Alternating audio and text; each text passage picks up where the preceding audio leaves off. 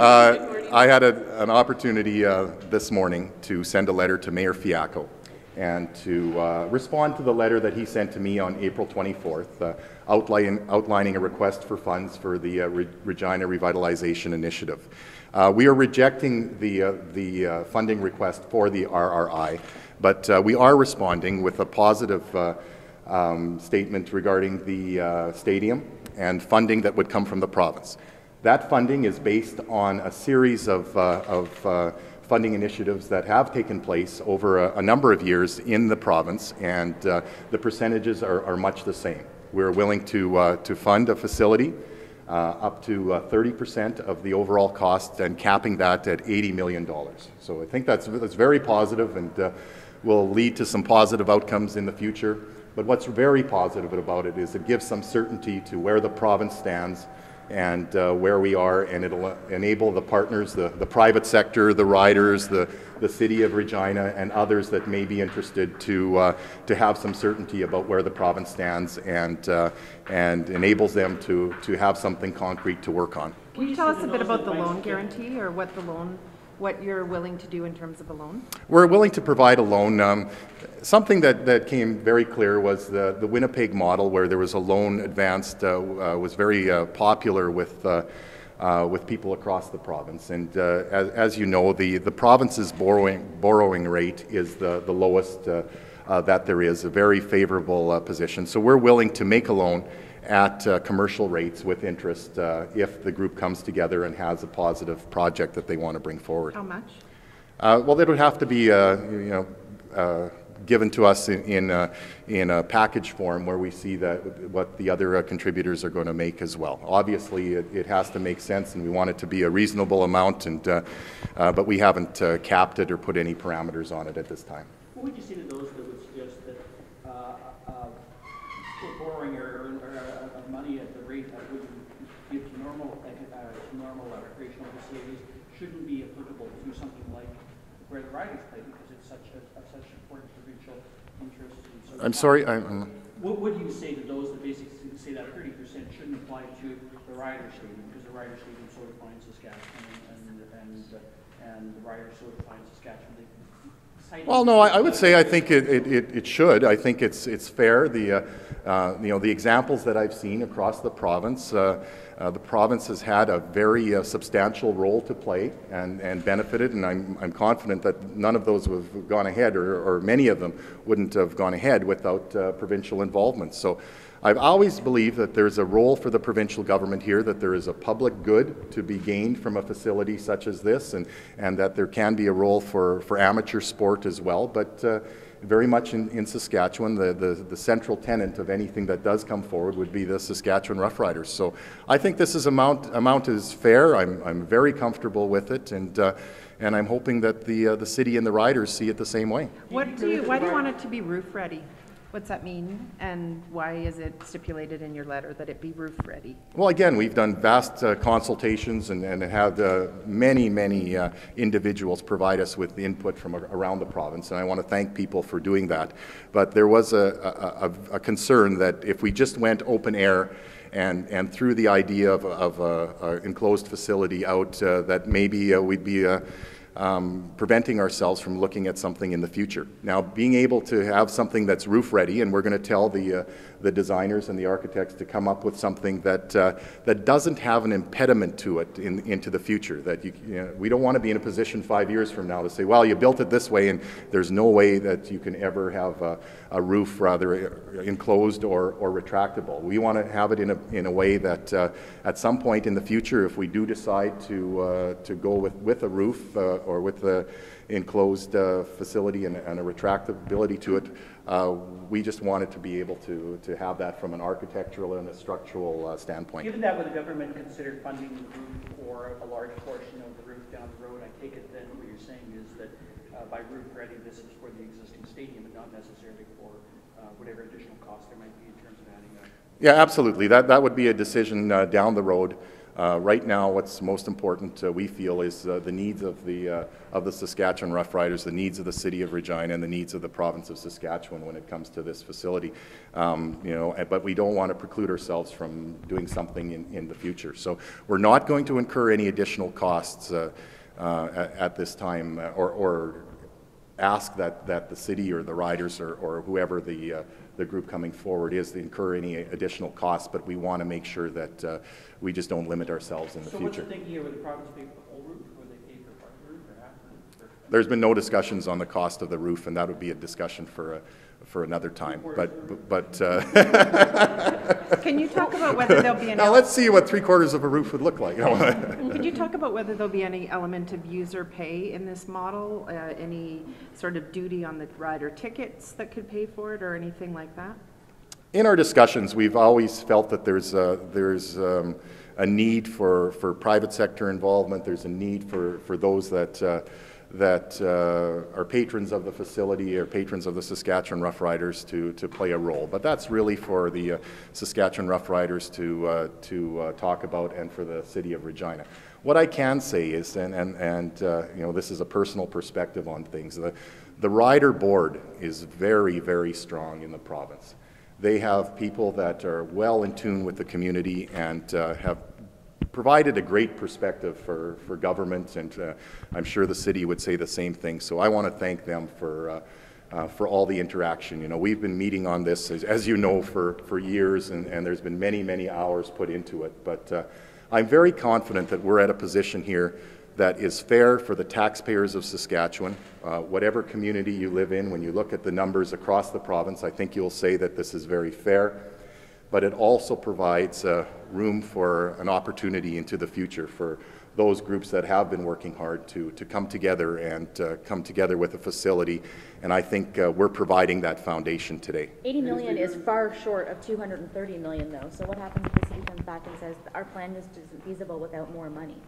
Well, we have confidence in the city and the others that may be involved in something coming forward. And we just feel that $80 million with the provision of a province-backed loan is something that's very fair.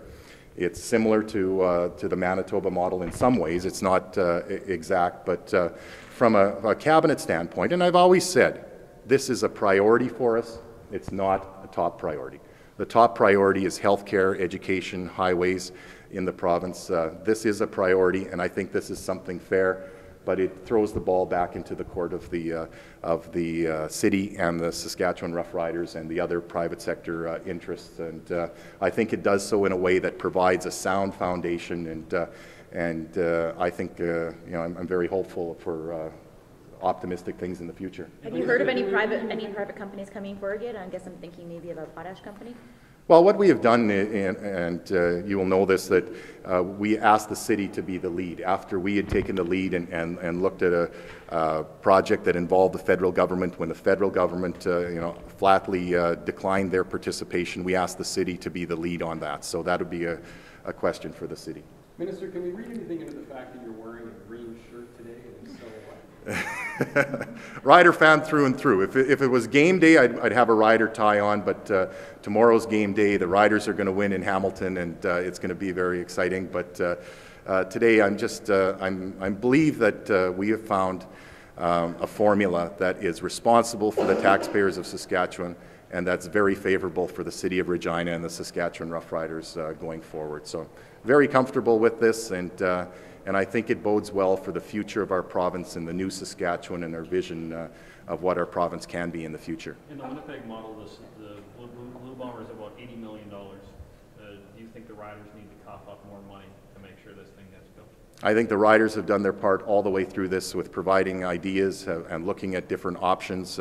Naturally, now that they have this information, they're going to have to make some decisions at their board level. They have a very, very strong board, and I think they'll make some very good decisions going forward. They, first of all, the Rider board, not to speak for them, but they have the interest of the football team and the shareholders and the fans foremost in their mind. But I think this gives them the ability to come up with something that can leverage taxpayers' dollars into something very special for our province. Who would own this stadium? The province would not own the stadium. The province has made that very clear, that we have no interest in owning or operating or participating in any cost overruns. So we would not do that. And again, that would be up to other entities to decide who wants to own it, who wants to operate it. But I think we're being more than fair, as we have been with other facilities across the province, that we can't participate in cost overruns. In terms of sorry. Oh, go ahead. No, go. With roof ready, in Yeah. the studies that the province has done, has there ever been a stadium built that didn't have a roof, that they added a roof on, and was it of quality that this province? Well, I'm told by the architects that certainly can be done, and you have a couple of options. You have an option of spending money now to ensure pilings and things like that are put in place, or as long as you don't put any impediments in place. And the latter is what we're looking at. And you know, as far as that goes, you know, I have to talk to architects specifically about that. But I'm told that things can be done in stages, and that's certainly, with the financial requirements that we have on us right now, that's the way we want to go. Is the stadium being roof-ready conditional to the amount of money you would give? Yes, yeah, it's one of the conditions, certainly. And getting back to your question, the technology has been changing so fast. When we look at stadiums across the world, those that are built for the Olympic Games and soccer in Europe, it's very much a world community. And what I'm told, that, you know, there's things that are here now that weren't there 6 months ago. So as with anything else we look at in government, the changes in technology and the improvements are something that we can hope are there in the future as well. What if they have to redesign and it's going to cost more? Would you put in? Oh, no, we're saying don't go through the expense of an extra cost, but tell the architect right from the beginning that it has to be roof ready. So I think they can do that within that stipulation. You know, we've asked the architect, can it be done this way, and they've assured us that it can. How much of the situation or the amount that you're willing to commit has been governed by current finances? Because we all know what's happening with oil, and there's been some pretty negative thought-out projections in the last few days or so. Did that factor into your decision? Well, we always take a long-term view on things, and you know, we're always concerned about where the price of oil is, where the Canadian dollar is, and Minister Crevetz makes sure that as cabinet ministers we are on top of all of that. But what we do is take a long-term view and realize that this stadium was built 100 years ago, and I've always said it's a generational opportunity, so it has to be looked at in a long-term funding scenario. But you know, we always have said that we'll do things within a balanced budget in this province. That's the way we do it, and those factors come into play. But at the bottom line is that it has to be fair and it has to be responsible, and I'm very confident that what we're putting forward is today. Would it be 80 million all at once up front, or would you space it out over the course of the construction? Oh, course of construction, it would be as needed.